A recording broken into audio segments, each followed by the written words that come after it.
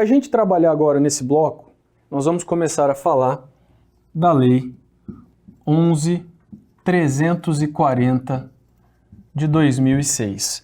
É a famosa, tão falada Lei Maria da Penha. Olha só, essa lei ela é bem parecida, ela está bem próximo lá da lei de drogas, surgiram no mesmo cenário, no mesmo momento temporal, mas ela se deu para que a nossa legislação pudesse se tornar um pouco mais moderna na proteção das relações domésticas. Vamos lá. Antes desta legislação, o Brasil não era um país conhecido por externar a sua proteção nas relações domésticas, especialmente com relação à mulher. E nesse cenário, uma mulher conhecida, né, Maria da Penha, ela era vítima já há muitos anos de violência dentro do ambiente doméstico. E em razão dessas agressões, ela chegou a ficar paraplégica. Com isso, ela começou a trabalhar de maneira muito ferrenha na proteção da mulher dentro desse ambiente familiar, especialmente porque, analisando historicamente, a mulher sempre foi vulnerável dentro dessa relação familiar.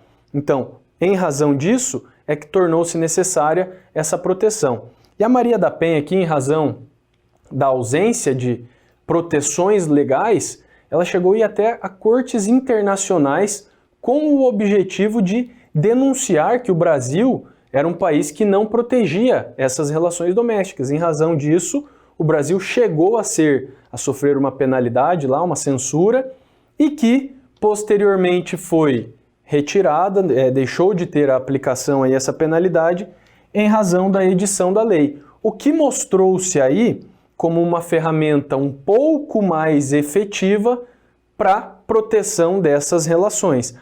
Quer dizer que a lei boicotou, impediu todo tipo de violência doméstica? Claro que não, né? Isso tem que passar muito mais por um processo de conscientização do que tão somente com o remédio trazido pela legislação. E além disso, essa lei ela trata de medidas gerais e de disposições processuais aplicadas aí tanto ao agressor quanto à vítima dos delitos para penalização. Essa lei aqui, inclusive, olha só, ela possui apenas um crime. Ela não é uma lei estritamente penal. Ela possui apenas um delito. Tem apenas um crime aqui previsto, que ele está lá no artigo 24A, que é recente, inclusive, foi inserido há pouco dentro do nosso texto. As demais disposições, elas são todas disposições de cunho processual ou relacionadas ao âmbito de investigação. Legal? Então, olha só, para a gente começar de maneira efetiva o estudo dessa lei, é imprescindível que nós adentremos aqui a análise das disposições constitucionais sobre a disciplina. Olha só, o artigo 226, parágrafo 8º da Constituição Federal estabelece que o Estado assegurará a assistência à família na pessoa de cada um dos que a integram, criando mecanismos para coibir a violência no âmbito das relações, de suas relações. Então, olha só, o artigo 226, parágrafo 8º, artigo 226, parágrafo 8º da Constituição Federal é a força motriz que protege as relações familiares, que protege naturalmente a família. E a partir disso, embasado nesse artigo 226, parágrafo 8º, é que surge a contextualizada aqui, Lei Maria da Penha. Tranquilo? Vamos lá então trabalhar agora sim com o texto da Lei 11.340 para que possamos entender o seu âmbito de aplicação. Então veja só, Esta lei cria mecanismos para coibir e prevenir a violência doméstica e familiar contra a mulher, nos termos do parágrafo 8º do artigo 226 da Constituição Federal, da Convenção sobre a Eliminação de Todas as Formas de Violência contra a Mulher, da Convenção Interamericana para Prevenir, Punir e Erradicar a Violência contra a Mulher e de outros tratados internacionais ratificados pela República Federativa do Brasil. Dispõe sobre a criação dos juizados de violência doméstica e familiar contra a mulher e estabelece medidas de assistência e proteção às mulheres em situação de violência doméstica e familiar. Artigo 2º.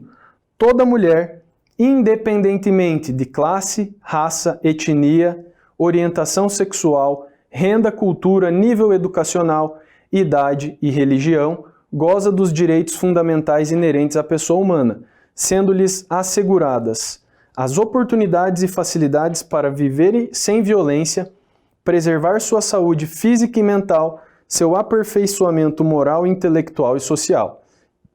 Serão asseguradas às mulheres as condições para o exercício efetivo dos direitos à vida, segurança, saúde, alimentação, educação, cultura, moradia, acesso à justiça, esporte, lazer, trabalho, cidadania, liberdade, dignidade, respeito à convivência familiar e comunitária.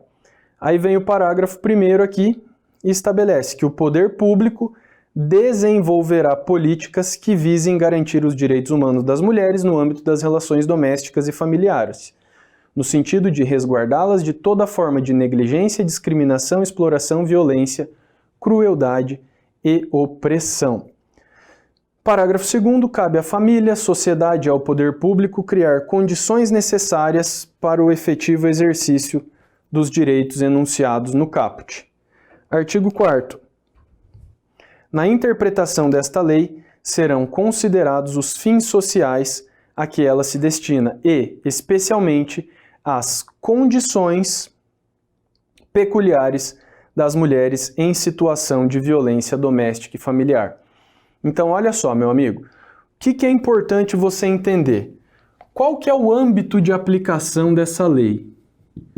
Qual que é o âmbito de aplicação? E aí a gente pode chamar aqui também o âmbito de proteção. Primeiro de tudo, a ideia central é a proteção da mulher. Legal. Proteção da mulher. Ah, então quer dizer que o homem não está protegido na relação doméstica pela Lei Maria da Penha? Não, não está protegido. Essa lei destina-se à proteção à mulher. Por quê? Olha o artigo 4º. Na interpretação dessa lei serão considerados os fins sociais a que ela se destina. Isso é uma interpretação sistemática, uma interpretação moderna. Você tem que levar também em consideração a história de tudo o que aconteceu com a mulher dentro do ambiente familiar ao longo do tempo. Então, naturalmente, que ela tem essa vulnerabilidade e ela precisa ser tratada de maneira distinta. Aí você pode também trabalhar no seguinte aspecto. Ah, mas então não é inconstitucional essa lei porque fere o princípio da igualdade trabalhado lá no artigo 5º da Constituição Federal? Não, por todos esses fundamentos que eu acabo de trazer aos senhores. Além disso, o princípio da igualdade ele estabelece que se trata de maneira igual os iguais. Os desiguais eles devem ser tratados na medida de suas desigualdades. Tudo bem? Beleza? Então, aqui a gente pode chegar em outro ponto relevante. Como é que fica a questão envolvendo os transgêneros? As pessoas aí que não se reconhecem com o sexo biológico que elas possuem. A jurisprudência, com certeza, ainda vai trabalhar nesse tema, mas hoje há uma inclinação no sentido de que, para essas pessoas aqui, aquela pessoa que se identifica como pessoa do sexo feminino, a pessoa que se identifica como mulher, a lei terá aplicação. A lei terá aplicação. mas essa é uma questão ainda embrionária, tá? Ela ainda não está devidamente definida. Tranquilo? Então tá, vamos ver aqui também outra possibilidade do âmbito de aplicação da lei. Ela vai se aplicar no âmbito da unidade doméstica, no âmbito da unidade doméstica, em situações de relações familiares e também aqui em situações em que tenha algum tipo de vínculo, mesmo que não exista a coabitação entre as pessoas. Então aqui, qualquer relação que tenha aí um vínculo de afeto, né? Tranquilo? Então fiquem atentos aqui com essas situações. Tranquilo? E aí, olha só, para a gente deixar a questão bem interessante, vamos trabalhar aqui com algumas súmulas que trabalham com o tema, mesmo que a gente já avance um pouco no nosso estudo. Então, olha aqui, algumas súmulas. Primeiro, a gente analisa aqui a súmula número 600 do STJ. Essa súmula aqui estabelece que a Lei Maria da Penha, ela terá aplicação mesmo que nós não tenhamos a convivência, não se exige a coabitação entre os agentes. Então, olha só, não se exige a coabitação entre os agentes.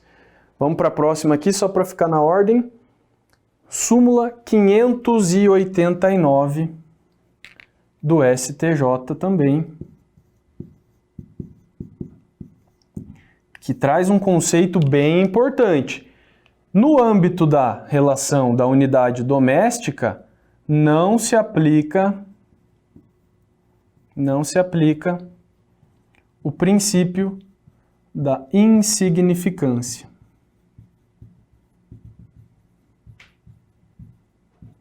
Beleza? Não se aplica o princípio da insignificância. Ah, mas a lesão foi mínima, foi inexpressiva. Não haverá aplicação da Lei Maria da Penha. Outra súmula aqui, 542 do STJ. Só conferir para não entrar a numeração errada. Parará. 542, que estabelece sobre a ação penal. A ação penal nos crimes aqui envolvendo violência, a ação penal nos crimes envolvendo violência será sempre pública e incondicionada. Portanto, não se exige nenhum tipo de manifestação de interesse da vítima, ação penal pública e incondicionada. Mas toma cuidado, tá? Que eu vou colocar aqui como uma observação. Cuidado. Com o que, professor? Se a lei exigir a representação para o processamento da ação penal, a ação poderá ser pública condicionada, tá? Então, se a lei exigir, vamos colocar aqui, ó, havendo exigência da lei, a ação penal poderá ser pública condicionada.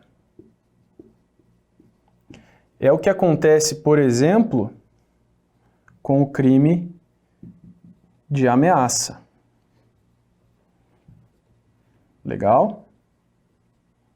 Então, na ameaça, a ação penal, ela será pública condicionada. Se eu tenho violência, Se eu tenho violência, a ação penal é pública e incondicionada. Fechou? Vamos lá então, só pegar aqui a colinha da última súmula, tem mais duas ainda. A 588, a súmula 588, e a 532, que eu vou resumi-las de maneira mais tranquila para os senhores. Olha só, para os crimes previstos aqui, que são protegidos pela Lei Maria da Penha, não se aplicam as disposições da Lei 9.099 de 95 e também não se permite a concessão de benefícios. Então essa lei ela é estritamente, absolutamente restritiva. Vamos alterar aqui, 536. Ela é estritamente protetiva justamente ao proibir a aplicação dos benefícios da Lei 9.099 de 1995, além de proibir a concessão de diversos benefícios. Tranquilidade? Beleza? E olha só, eu quero te chamar a atenção aqui para essa questão envolvendo a ação penal, porque quando nós falamos aqui que não se aplica a Lei 9.099, nós temos uma consideração. Veja só. O artigo 88 da Lei 9.099 de 95, que é a lei que trata do Juizado Especial Criminal, ele estabelece o seguinte: nos crimes de lesão corporal leve ou lesão corporal culposa,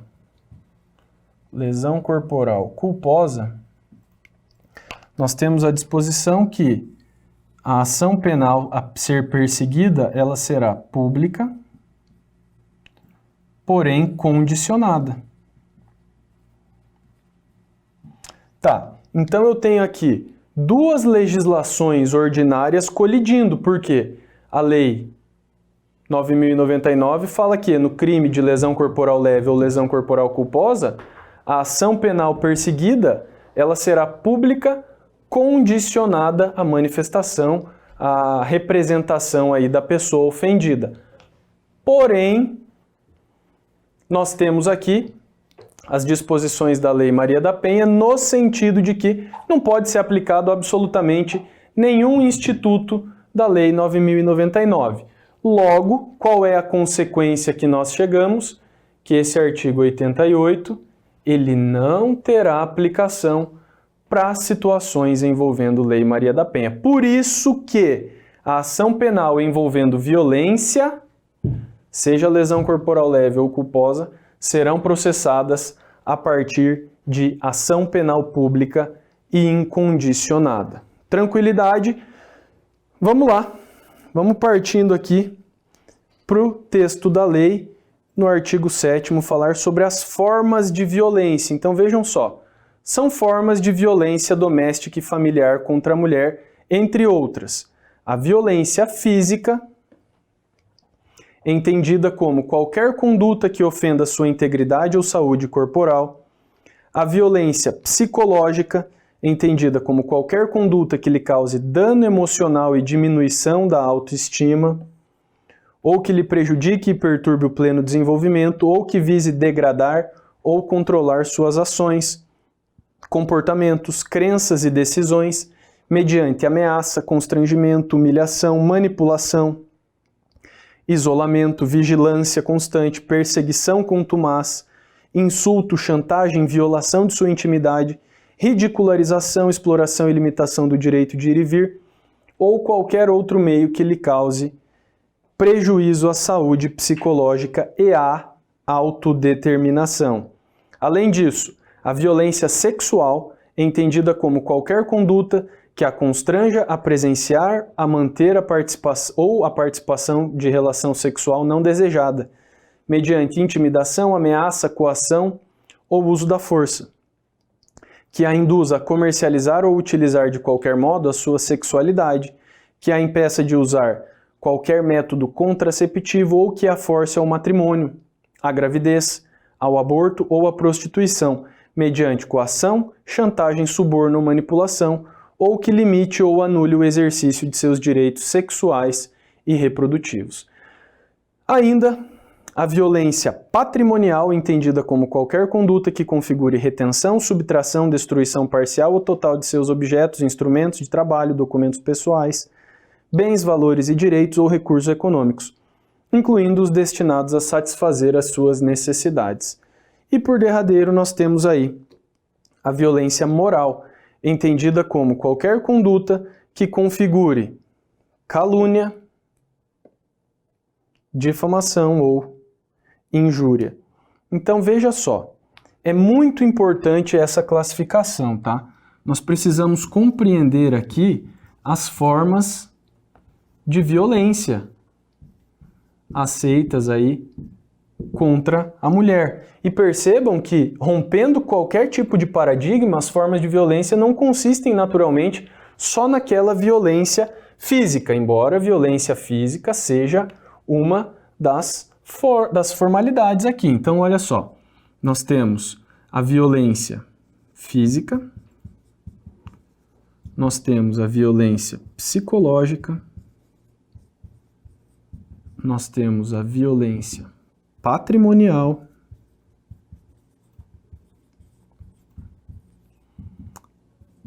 a violência